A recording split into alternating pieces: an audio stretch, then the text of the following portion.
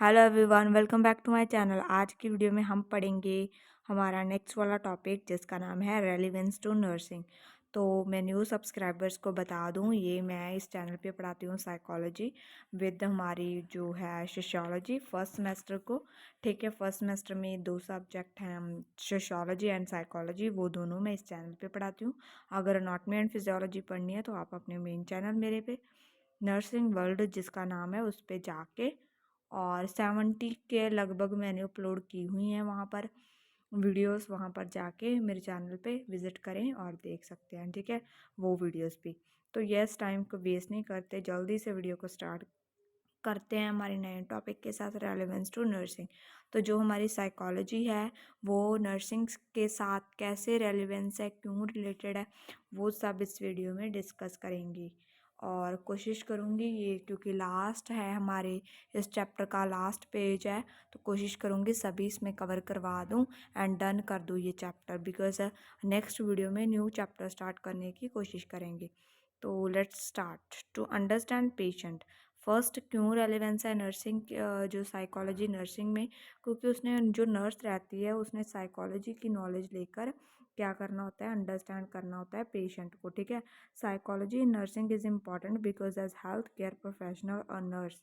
तो साइकोलॉजी क्यों इम्पॉर्टेंट है, क्योंकि जो हेल्थ केयर प्रोफेशनल होते हैं और नर्स होती है, हैज़ टू इंटरेक्ट विद, तो उसे इंटरेक्ट करना होता है किसके साथ, विद इल पीपल और सिक, सिक और इल पीपल के साथ उसे इंटरेक्ट करना होता है on one side, on the other has also interacted with the relatives of the ill people. तो एक साइड पे उसको सिक और इल पीपल के साथ क्या करना होता है, इंटरेक्ट करना होता है, दूसरी साइड उसके रिलेटिव के साथ, उसकी फैमिली के साथ, फ्रेंड्स के साथ, सभी के साथ क्या करना है, इंटरेक्ट करना है। And most of the time a nurse has to interact with people coming from all walks of life।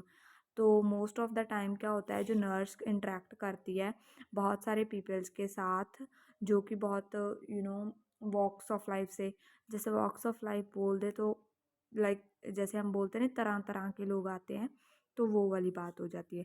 Most of all a nurse has to take care of individual who are suffering from disease.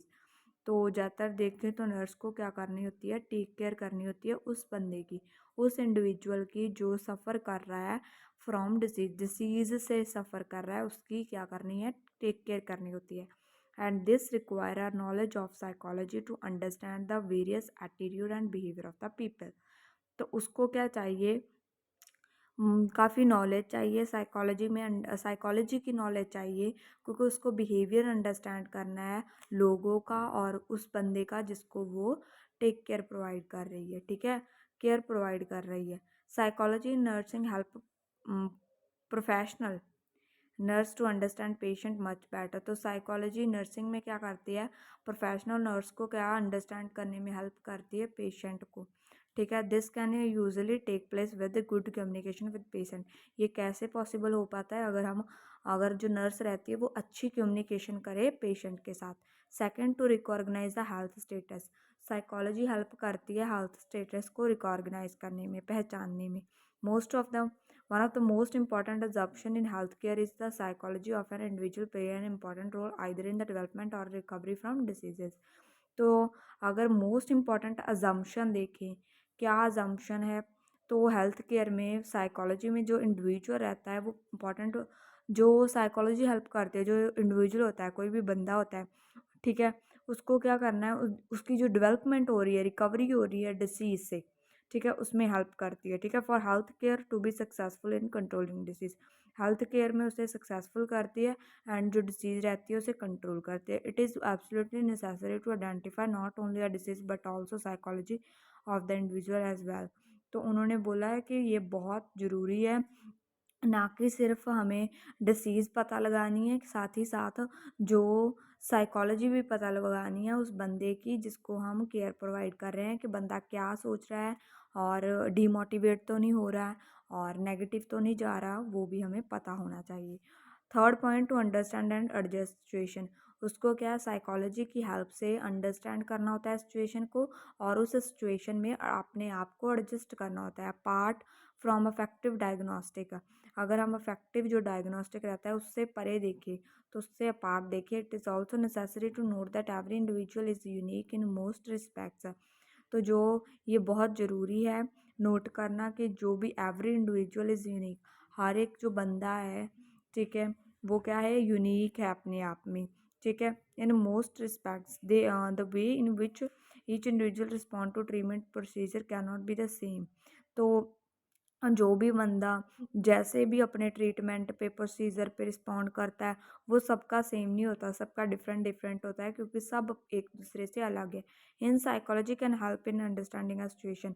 तो इसी तरह जो हमारी psychology है वो help करती है हमें सिचुएशन को अंडरस्टैंड करने के लिए। Where an individual has an issue with the treatment as well. तो जहाँ पर क्या होता है, इंडिविजुअल जो रहता है, बंदा रहता है, पेशेंट रहता है, उसे इशू रहते हैं, ठीक है, ट्रीटमेंट के साथ, ठीक है, वो सब अंडरस्टैंड करने में। Understanding a patient will help in knowing how each patient can react in several situation. तो अगर हमने अंडरस्टैंड करना है, पेशेंट को अंडरस्टैंड करना है, तो उसमें क्या ये साइकोलॉजी हेल्प करती है हमें पता लगाने में कि पेशेंट कैसे रिएक्ट करता है किस सिचुएशन में। जैसे पेन में कैसे रिएक्ट करेगा वो भी हमें पता चल जाता है, इलनेस में एंड डिस्ट्रेस में। Knowledge of the situation can help in giving the right therapy. अगर हमें सिचुएशन की नॉलेज होगी कि बंदा ऐसे रिएक्ट कर रहा है, तो हम क्या अच्छी थेरेपी और सही थेरेपी उसे दे पाएंगे। And also help in making adjustment, और खुद को तो एडजस्ट करना है, उस बंदे को भी उस सिचुएशन में एडजस्ट करने में हेल्प कर पाएंगे, ठीक है। To create positive environment, psychology क्यों जरूरी है, हमें पॉजिटिव इन्वायरमेंट को मेंटेन करने के लिए। Also it is the responsibility of nurse as well as the whole healthcare institution to develop positive environment for the patient to heal soon both physically and mentally। तो उन्होंने बोला है साथ ही साथ जो रिस्पॉन्सिबिलिटी बनती है नर्स की और उसकी पूरी हेल्थ केयर इंस्टीट्यूट टीम की, ठीक है, कि उसे जो पेशेंट उस हॉस्पिटल में है उसको क्या करना है, पॉजिटिव इन्वायरमेंट देना है, ताकि वो जल्दी से जल्दी फिजिकली भी रिकवरी कर जाए और मेंटली भी। And that require an understanding of the patient psychology. तो उसके लिए हमें क्या चाहिए, पहले पेशेंट की साइकोलॉजी को अंडरस्टैंड करना होगा कि पेशेंट के माइंड में क्या चल रहा है, उसको पता लगाना होगा। A patient psychology can also help in deciphering the lifestyle. तो जो पेशेंट की साइकोलॉजी रहती है उसको भी लाइफस्टाइल सुधारने में मदद करती है। जैसे जिसमें हैबिट्स वगैरह आ जाती है, eating habit, smoking, drinking, exercise, ठीक है। उसके बाद है fifth point, to improve nurse patient relationship. Psychology क्यों पढ़नी है, कि जो नर्स एंड उसके पेशेंट के बीच जो रिलेशनशिप है उसे अच्छा बना सकें और उसे इम्प्रूव कर सकें। तो psychology study the process of mental and behavioural process. जैसे हमें पता है जो साइकोलॉजी रहती है वो क्या स्टडी करती है, mental and behavioural process. This process refers to the internal and external activities. तो इसमें क्या आता है, दोनों ही, उसकी एक्सटर्नल एक्टिविटीज़ भी आती हैं बाहर वाली भी, और अंदर जो इंटरनल उसके दिमाग के अंदर वो भी आती है, विच इंक्लूड वर्बल और फेशियल एक्सप्रेशन। जिसमें क्या इंक्लूड होता है, वर्बल जो वो बोल के बताता है, एंड फेशियल एक्सप्रेशन, दोनों ही इंक्लूड होती है। Psychology can help nurse develop improved nurse patient relationship. तो साइकोलॉजी की हेल्प से जो नर्स रहती है वो अच्छे संबंध बना के रखती है अपने में, नर्स और पेशेंट दोनों अपने में अच्छे संबंध बना के। With the psychological approach nurse can establish trust with the patient. अगर उसको अच्छी साइकोलॉजी की नॉलेज होगी, साइकोलॉजिकल अप्रोच के अकॉर्डिंग ही नर्स क्या एस्टैब्लिश करेगी, अपना विश्वास बढ़ाएगी, ठीक है, पेशेंट का अपनी ओर। पेशेंट अगर नर्स पे विश्वास करेगा, ट्रस्ट करेगा, देन ही वो नर्स को सभी बातें बताएगा patient. Develop open communication and interaction. और नर्स इसके साथ क्या कर सकती है, खुले खुली कम्युनिकेशन कर सकती है, ऐसे हेसिटेशन नहीं होनी चाहिए, एंड एक दूसरे के साथ इंटरेक्ट कर सकते हैं अच्छे से।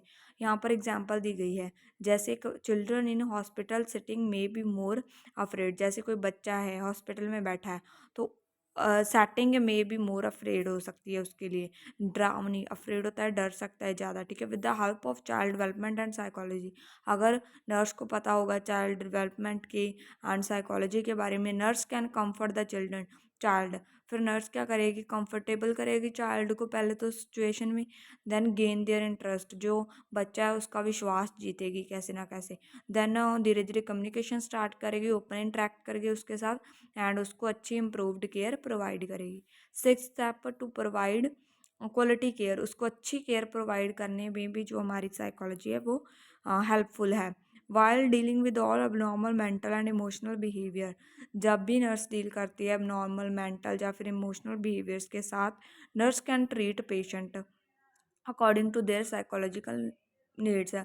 तो नर्स को क्या करना होता है, ट्रीट करना होता है पेशेंट को जैसे भी उनकी साइकोलॉजिकल नीड होती है, एंड काउंसल पेशेंट्स को काउंसल करना होता है, जैसे मोटिवेट कर दिया, पॉजिटिव पॉइंट कर दिए, अवेयर कर दिया उस बारे में।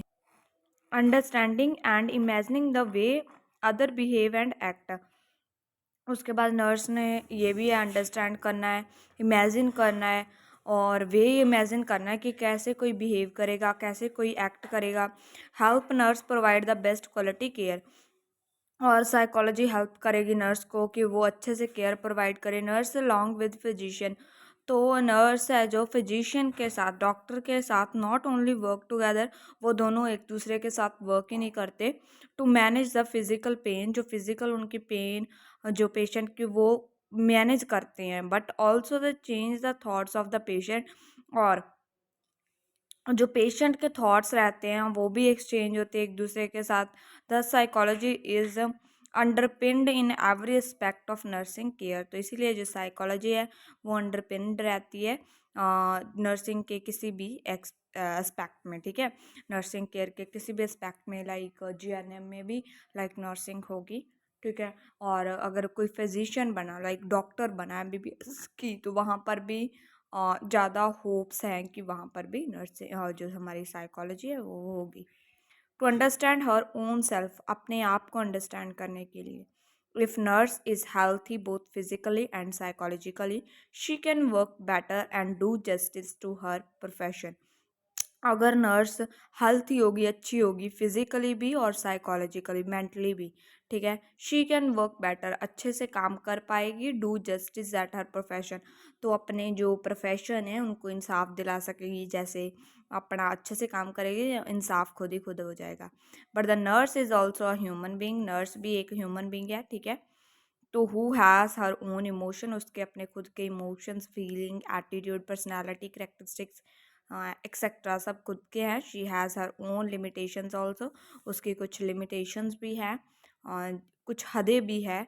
The knowledge of psychology will help her to understand her strength and weakness, तो नॉलेज जो साइकोलॉजी की नॉलेज है उसको क्या उसमें स्ट्रेंथ है, क्या उसमें वीकनेस है, वो सभी जानने में मददगार साबित होती है और हेल्पफुल रहती है। By knowing these aspect she can try to overcome such weakness, अगर उसको ये एस्पेक्ट्स पता होंगे तो वो क्या कर सकेगी, ओवरकम कर सकेगी, ठीक है, अपनी वीकनेस को, विच इफेक्ट हर वर्क, जो कि इफ़ेक्ट करती है उसके काम को। She may develop a good personality, वो अच्छी पर्सनैलिटी है, जो करेक्टरिस्टिक्स हैं वो अच्छे से वो डेवलप करेगी, and ability to carry on her responsibility and do her duty effectively and efficiently, ठीक है। तो देन हमारा एट्थ पॉइंट आता है हेल्पफुल फॉर स्टूडेंट नर्स, जो स्टूडेंट्स नर्स रहते हैं उनके लिए भी ये बहुत हेल्पफुल है जो हमारी साइकोलॉजी है, ठीक है।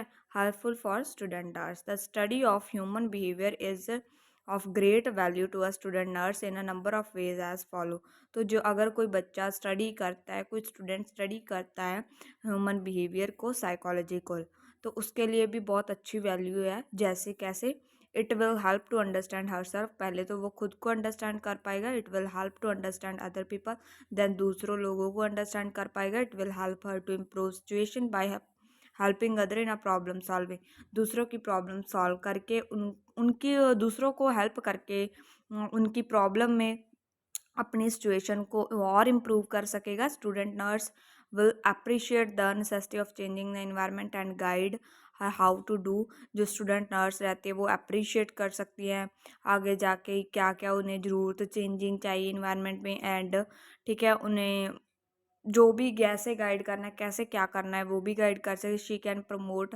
Conductive atmosphere and ventilation of true intensive emotional feeling, ये सभी हमने एक बार पढ़ लिया है, देन फिर भी पढ़ना है क्या क्या हो सकता है, प्रमोट कर सकती है अपने अच्छी जो वेंटिलेशन ट्रू रहती है, एटमोसफेयर कैसे प्रोवाइड, क्या फीलिंग एंड इमोशंस में कैसे react, she can also encourage patient to deal effectively and efficiently with the problem. वो इनकरेज कर सकते हैं अपने पेशेंट्स को कि उन्होंने कैसे रहना है, एफिशिएंट एंड इफेक्टिव रहना है, किसी भी प्रॉब्लम के साथ कैसे फाइट करना है। She will understand the close relationship of body mind and spirit, understand कर पाती है अच्छे से क्या क्या गहरे रिश्ते हैं बॉडी के, माइंड के, स्पिरिट के। She will recognise how her emotion affect her body, और ये भी जानने में साइकोलॉजी से हेल्प करती है कि कैसे उतने उसके जो इमोशन उसकी बॉडी को इफ़ेक्ट कर रहे हैं, ठीक है, से वैसे ही उसके पेशेंट में करेंगे। It will help her for effective studying, उसकी जो इफेक्टिव स्टडी में हेल्प अच्छी करती है। Psychology is highly relevant to nursing today, तो इसीलिए साइकोलॉजी बहुत ज़्यादा रेलिवेंट है नर्सिंग के साथ आजकल, तो particularly because the increasing psychosomatic illness due to more and more stress life situation, ज़्यादा स्ट्रेस लाइफ सिचुएशन में, ठीक है, तो ज़्यादा स्ट्रेसफुल लाइफ जनरेट हो रही है, ठीक है, और डिप्रेशन का बहुत लोग शिकार हो रहे हैं, इसीलिए तो ज़्यादा ही है। इन अ नटशेल अगर हम समराइज कर दे पूरा इसको, एक नटशेल में कर दे कि क्या है psychology provide an opportunity for nurse to understand their responsibility.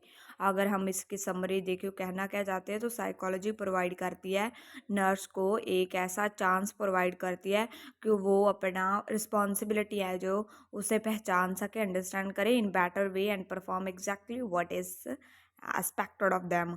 उनसे जो एक्सपेक्ट किया जा रहा है, जो नर्स से एक्सपेक्ट किया जा रहा है, वो उसे अच्छे से करे, अपनी रिस्पॉन्सिबिलिटी अच्छे से करे एंड अच्छे से परफॉर्म करे, ठीक है। Psychology play vital role in today's health care system, and psychology बहुत बहुत ज़्यादा इंपॉर्टेंट रोल प्ले कर रही है आज के हेल्थ केयर सिस्टम में, पर्टिकुलरली तो हम नर्सिंग की बात करें तो, ठीक है। तो यही था आज की वीडियो के लिए जिसमें हमने रेलिवेंस टू इन नर्सिंग पढ़ा। तो रेलिवेंस टू नर्सिंग में ये सभी आज हमने पॉइंट्स पढ़े थे, आपको अच्छे से पॉइंट्स हाईलाइट करने हैं एंड यहाँ पर अपने एग्ज़ाम में लिखने हैं। एंड ये कुछ एक्सरसाइज क्वेश्चन, अगर आप चाहेंगे तो मैं ये एक्सरसाइज क्वेश्चन डिस्कस करवा सकूँगी आपको, और कमेंट कर देना अगर आपको ये exercise question, multiple choice question जो कि अभी हमारे सेमेस्टर एग्ज़ाम में आते हैं, अगर आपको ये सभी चाहिए तो मैं डेफिनेटली इस पर वीडियो बना दूँगी। और नेक्स्ट वीडियो में हम पढ़ेंगे अपना नेक्स्ट वाला जो है chapter biological basis of behaviour. और यस, इसी के साथ करते हैं हम आज को bye bye. I hope you all are like my video, मेरा पढ़ाने का मेथड अच्छा लगा होगा, एंड अच्छा लगा तो जल्दी से लाइक कर दे, मेरा कॉन्फिडेंस रेज कर दे। एंड यस, मिलते हैं नई वीडियो में, till then bye bye, I will see in another video, bye bye everyone.